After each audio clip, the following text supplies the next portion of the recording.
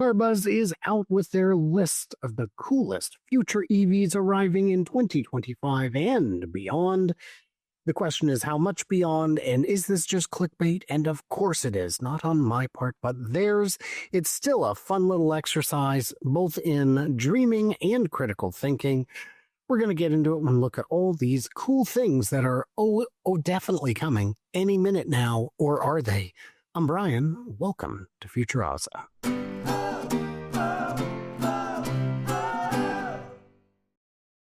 Before we get started, I will issue a reminder from yesterday that this coming Friday is a Friendsgiving that I am hosting. If you would like to attend, if you're in the greater Northwest area and could make it out to Longview, Washington for Friday to hang out with some other like-minded Tesla folk, let me know. We'll make it happen. Well, let's get into this bit of silliness. The coolest future EVs arriving in 2025 and beyond. See, I told you guys the headline. Real and true. I did. Put up a picture of Scout. Not the best angle for it, but all right. More of a grill man than a bumper man, but okay. Hey, with the way car design's going, maybe this is the grill. I hope not. Every year we have a new slate of EVs arriving that aim to reinvent what an automobile is. It's advanced new features, bells, whistles. This one has no bells or whistles. It's just a cool vehicle. Let's start with the ID GTI. 2027. That is far enough out that we should not assume it is coming in 27 or ever. But all right, I'll play a little game. See some pictures there. Nice. It looks exactly like you would expect. That looks a little more Fiat 500e than I would like. And this, of course, an even better angle. It's cute. It's adorable. Build it. It says concept on there. They're not building it. 280 horsepower, 220 to 230 miles of range, and 0 to 60 in under 6 seconds. You know what? That's fine. 280 horsepower is still quite respectable. But again, I have just one request for this vehicle, which is build it. Just build it. Cool. Let's get on to the next one because there's so many great ones. The Genesis X convertible for 2026. No, they won't. I'm going to go out on a limb right now and just tell you this is never going to be built. I've seen this at auto shows. I think this was at the Detroit Auto Show. It might have also been in Los Angeles. This is not going to be built. It's beautiful. It's wonderful. They could build it. They will not. And it's certainly those wheels. Sure, why not? It's a concept car. You can do anything. This will not be built. It will not. Dual motor, at least 600 horsepower with a whole bunch of unknowns because it's not a real car. Build it. Again, I have but one request. Tesla Roadster 2025. Who told you that? Where did you hear that? I ask because I follow these things more closely than anyone at Carbuzz. I have heard no such rumor. We've heard that it is not dead, that it is not an expired program. But what we have not heard is that it's actually going to be built anytime soon. To be built in 2025, they'd need to be working on it right now.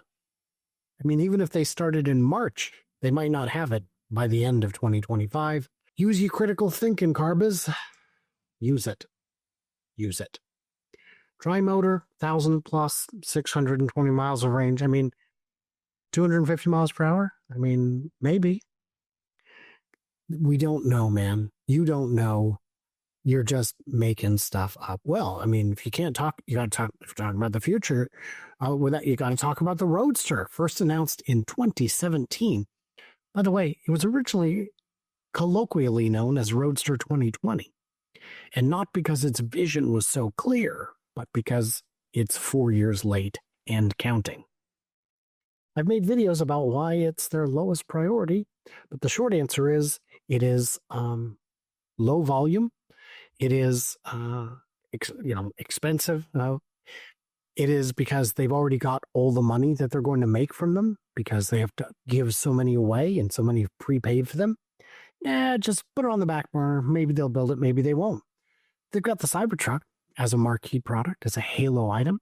They've got the Plaids, which are still pretty impressive. They've got the Cybercab, which they can put on display in showrooms and have. Rivian R3, 2027. I did a review of this back in maybe a month or two ago when I was in Vancouver, BC. It's a very cool car. I don't think we're going to see it in 2027. The company certainly hasn't said that. I've asked. They said the future. And the real answer is this is supposed to be built in Georgia in the new factory that they haven't built yet. They're not working on it yet. It remains to be seen if Rivian will survive long enough to build this. They may have to retool in Michigan, build this up there in Normal, Illinois.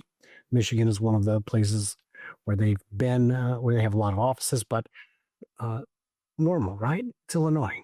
Anyway, it's a long time out. This is not coming anytime soon. The old Mitsubishi factory that they got a great deal on. Single, dual, and tri-motor. Horsepower, who knows? Range, a bunch. Top speed, 0 to 60. Yeah, it's got those. It does both of them. And you think it's coming in 2 years in a factory that hasn't been built? Love it. Love the optimism. Car buzz. Lamborghini Lanzador 2028. I must say, that's not going to be built. It could be. It could be. I don't think it will. Again, 2028 is a long time out.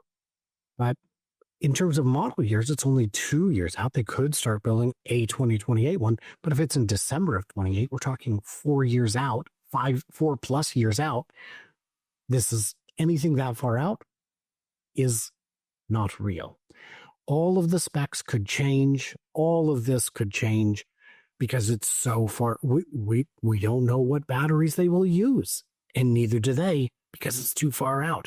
These are all assumptions based on today's technology, which is still moving pretty quickly. Very silly. Number 5, the Giulia successor. Gorgeous. 2026, maybe. I don't follow Alfa Romeo that closely. They could build it. The production one might even look quite a bit like this. I don't think it would be quite this low.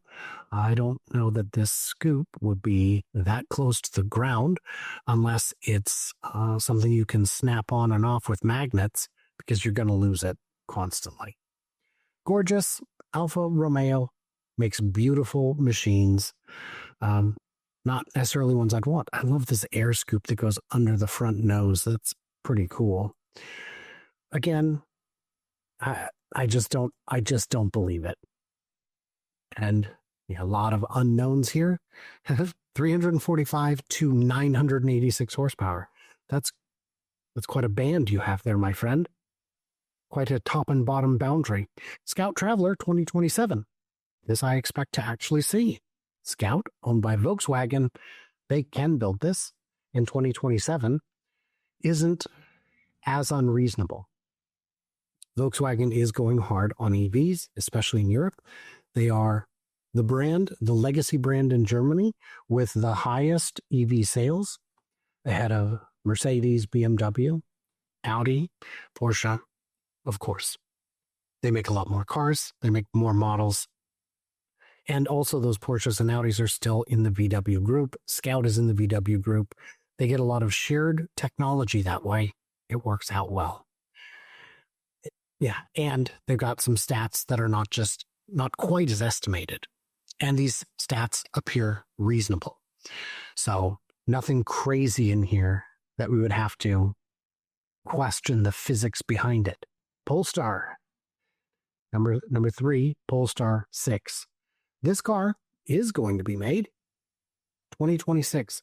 Is it going to be made in 2026? I think so. This one, I think you could actually anticipate seeing the finished version. I expect will look substantially like this. Maybe not quite this radical, but it'd be close. I think you could get there. And then we've got just 2 more to go. Can we survive? Porsche Mission X. Not a chance. That is not. Look at that. Look at this beautiful, beautiful beast. You think they're going to build this and sell it to people? Not a chance. Not a chance. Bugatti gets away with making some pretty radical stuff. They sell it for $1.5 million. And with those kind of markups, you can afford to build a bunch of bespoke cars. But I just don't believe it. Now, VW does have a partnership with Rimac, right? It's VW that does, don't they? Which means they could be using Rimac technology. But do they need Rimac and this Mission X? I just don't know. And they would definitely change the name because there's this fella in Texas who builds rockets and stuff who has kind of monopolized the word X to mean a variety of things. It's beautiful. It looks like a whole lot of fun. It ain't coming. 1,000 horsepower range. Nobody asks. It's a supercar. Nobody asks. Top speed, sure. 0 to 60. I should hope so. The only reason it's not quicker is because it's probably geared down or geared up for maximum top speed rather than maximum acceleration. It would have all kinds of cooling technologies so that it wouldn't overheat on a course. This would be a gentleman's weekend car, a gentleman racer. Weight ratio of 0.99 horsepower to every 2.2 pounds of weight. I think somebody did a metric conversion there. Maybe. And number 1, the Chrysler Halcyon, a car you will never see. We should have ranked these in order of most to least plausible. There's only 2 or 3 out of this whole list that are ever going to actually see the light of day. These are cars that you put in car shows, in auto shows, in international auto shows. You don't drive them. They're not going to build this. You think Chrysler is going to build this car? Come on. Come on now. This is not going to happen. I love it. I would love to see it. It's not going to happen. I would like to think that we've gotten to a point where some car makers have proved that you can build a concept car and sell it. People will buy it, no matter how impractical for their particular use case it may be. I don't need bulletproof doors, but I want them. So, yeah, we'll see. And on this Chrysler, of course, the usual stats here. We don't know any 1, 2 motors. I don't know. It's yeah. They only offer 1 model to the public. That is the Pacifica minivan. Come on. I love it. Got to get real.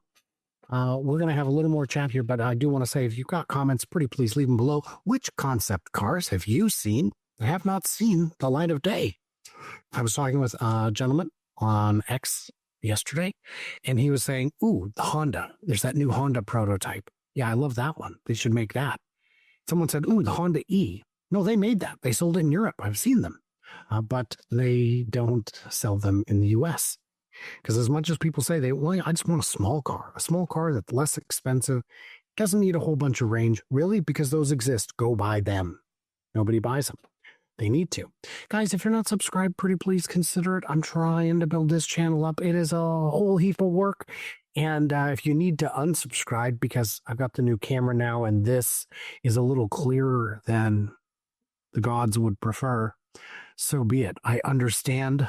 Believe me, I live with this every day. So what did I miss? What did I misunderstand? You know what you're doing. Like, subscribe, do the usual, and stay tuned, stay juicy. I cannot wait to hear from you, clever robots, perhaps at Friendsgiving on Friday. If you're interested, get in touch, and I will find a way to get you directions.